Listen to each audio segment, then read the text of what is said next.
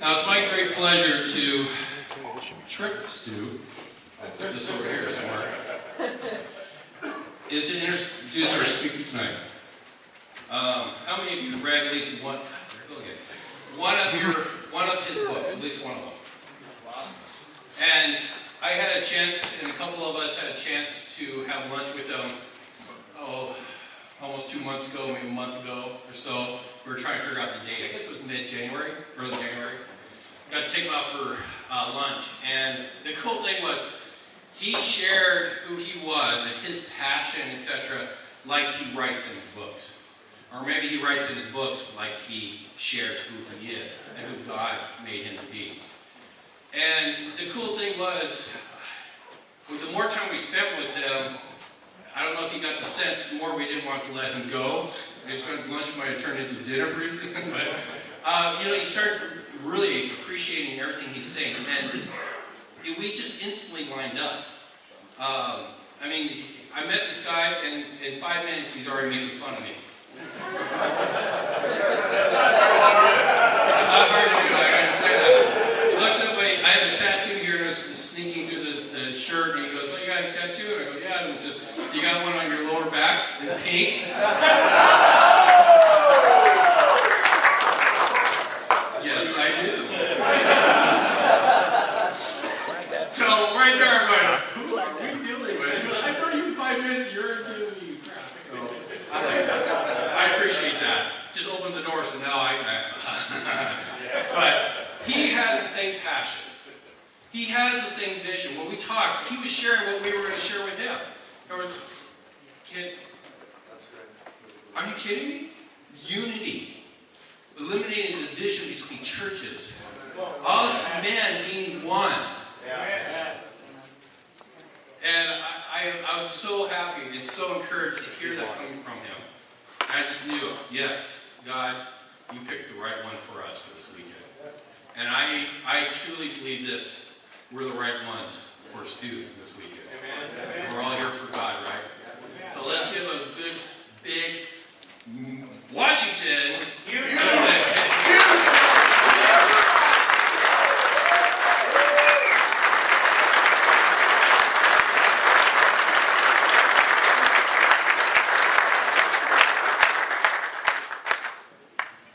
When we get to heaven, I'm going to play the drums like that. Until then, though, it ain't going to happen. I'm German. I have just about enough rhythm to count cadence, and that's as far as it goes. I'm fine, so far.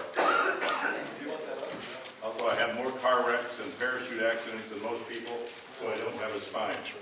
So I sit down a lot. Okay? So good to see you here. You are men. And every time God wants to start something large, he starts with a man. Did you notice? Amen. Creation, Adam, the chosen people, Abraham, the kingdom, David, Jesus, our king, all were men. It wasn't an accident. It wasn't because we are smarter than our feminine counterparts. It wasn't because we had a better resume. It's just because he's God, and he said, that's the way I want it.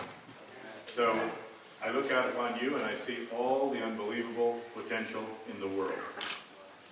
It's amazing. If every man in this room would get it right, the communities where we live would never, ever be the same.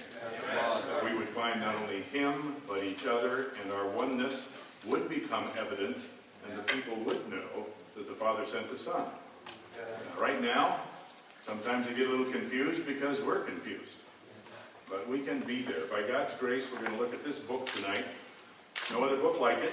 It says it's God's very breath, the very life of the one about whom we've been singing, Yahweh, whose name means, from the verb to be, I am, the self-existent one, and I cause to be. And he wrote this. This partakes of his life and his essence, and he gave it to us, and it stands the test of time. People have been shooting at it for years, and they keep missing.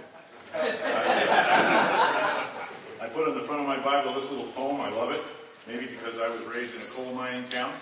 Cleellum, just over the hill. How many of you have been to Cleellum? I've seen several of you. The home of the warriors. You know? Right now they're on hard times, but it's okay. This is a poem about a blacksmith. Last eve I paused beside a blacksmith's door, and I heard the anvil ring the vesper chime. Then looking in, I saw upon the floor old hammers, worn with beating years of time. How many anvils have you had, said I, to wear and batter all those hammers so? Just one, he said, and then with twinkling eye, the anvil wears the hammers out, you know. And so I thought the anvil of God's word. For ages skeptic blows have beat upon, yet though the noise of falling blows was heard, the anvil is unharmed and the hammer's gone. That's the way it is. So we take this book very seriously. So during the weekend, I want you to open your heart and turn on your head and watch it move from there to here, and then on your feet and your behavior the rest of your life. I didn't always believe this book. I was raised in the church, and that was enough to make me disbelieve it for a while. And I was in college in the 60s, and nobody was untouched by the 60s. If you survived them, congratulations to you. But I left the faith. I thought my dear dad, whom I admired incredibly, was probably the unwitting victim of some kind of crazy Christian conspiracy. And though I felt badly for him, I couldn't follow. So for several years I wandered on my own, and fortunately the Army came along and it gave me a purpose to live, and so I had something larger than myself to give myself away to, and that saved me. Because every one of us, as a man especially, is built for something larger than ourselves. And until we attach to that, namely Him, the ultimate cause, the ultimate large one, we're always going to be disappointed and fall short. It's just the way life works because He made it that way. So all the dissatisfaction and disappointment and depression and discouragement and all the other D words come straight because we aren't connected to God. And we can get there. It's a lifelong thing. I don't stand before you as one who has arrived, not even close. Ask my wife. She says, I'm really glad you wrote Tender Warrior. It holds you accountable. And then she says, you know, for the first 25 years of our marriage, you were more warrior than tender. And I'm glad to see you're finally developing tender. I met her when she was 13. I was 15. I've been chasing her ever since. She was a great third baseman in junior high at the time, and the peg from third to first went pow instead of like that. And I thought, I want to live with a lady like that. Because we can play ball all the rest of our lives. We dated 6 years. We got married 45 years ago this summer, and the fact that we're still married is a miracle. I will tell you that.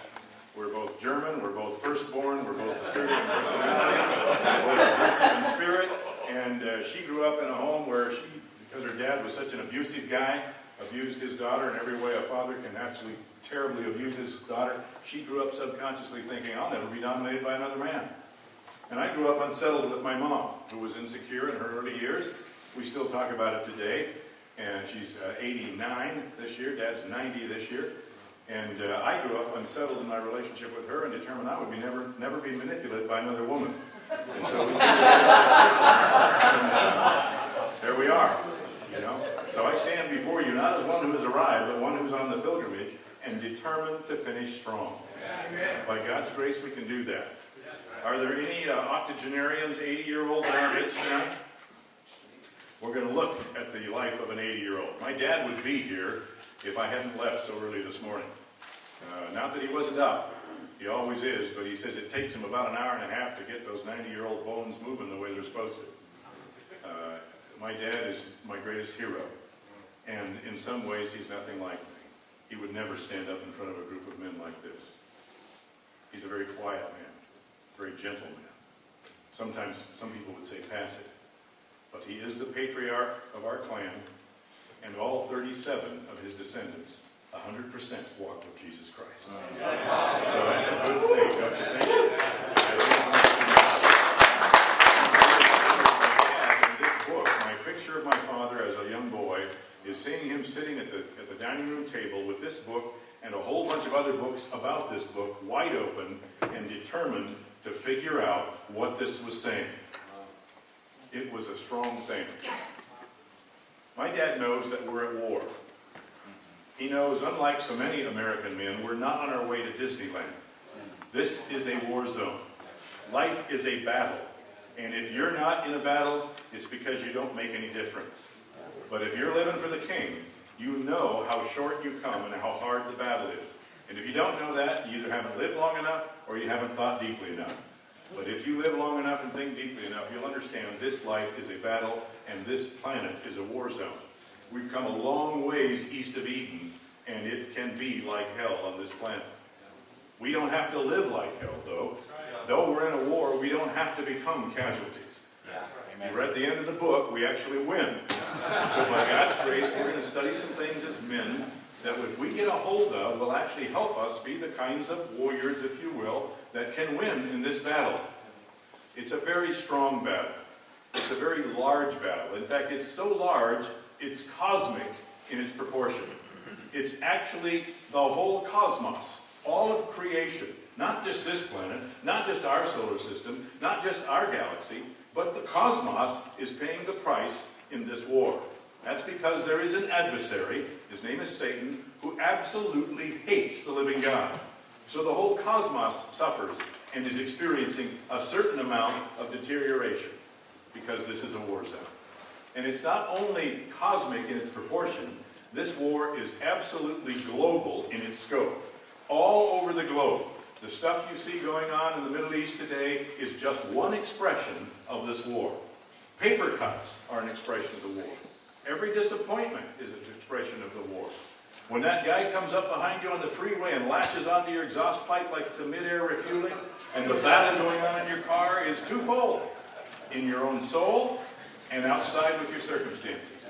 The war is everywhere. And it's extremely personal in its impact. If you're a Christian man, he has crosshairs on your chest. He is after you, and he is deadly. And as my old buddy Farrar says, he studies your game films.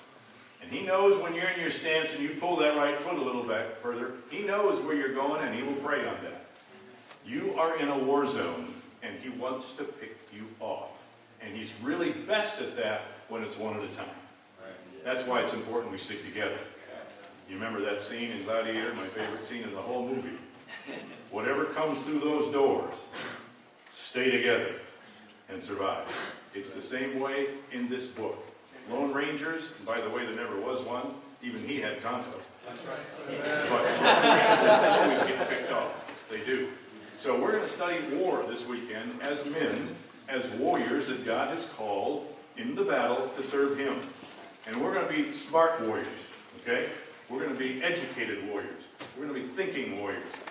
How many Marines in here? A few of you. I can see it in your eyes. Yeah.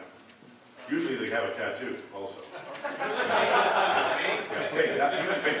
Only Marines are big enough to wear pink ones. Speaking of smart soldiers, did you hear about the old Green Beret and the old Marine that was sitting at the bar one night?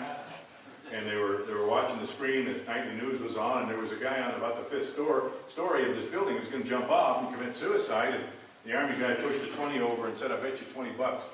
He jumps.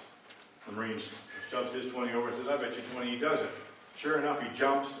The Army guy collects his 20, and then he says, I can't do it. And he shoves it back. He said, "I saw this on the 5 o'clock news." And he says, "Well, I did too, but I didn't think he'd do it twice." It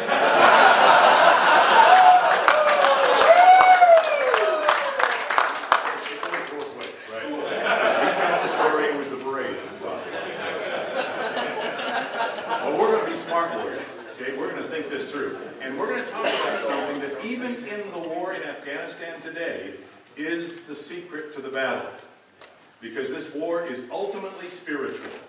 This war is ultimately, even though it's got all kinds of physicality, it's ultimately physical. It really is. It's got, even though it's ultimately spiritual, it's got lots of physicality. That's what I'm trying to say. Smart soldiers, right? Here's the deal. I was in Afghanistan a couple of years ago, and I was watching the commanding general of the 10th Mountain Division welcome some new guys into country. And he said to them,